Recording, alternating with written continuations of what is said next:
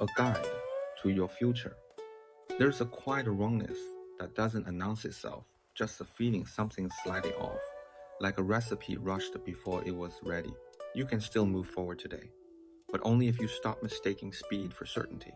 Some things need a slower hand, not because they're fragile, but because they deserve to land cleanly. The big commitments, the ones that ask for your word, can settle into something solid if you let them breathe. Think of it as a day for the long game, dressed in quiet clothes.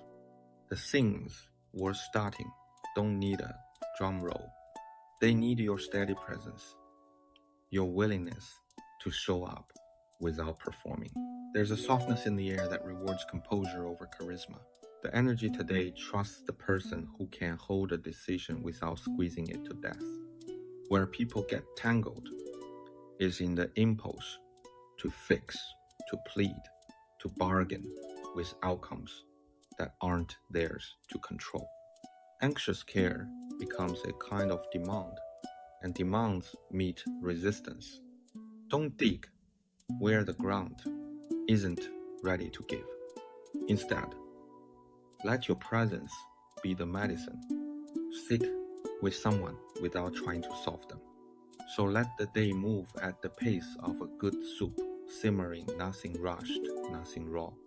Move the big thing without making it loud. Let it glide on its own weight, not on your anxiety. By evening, you'll know the difference between effort that builds and effort that bruises, and you'll be glad you chose the one that leaves no mark except the right one.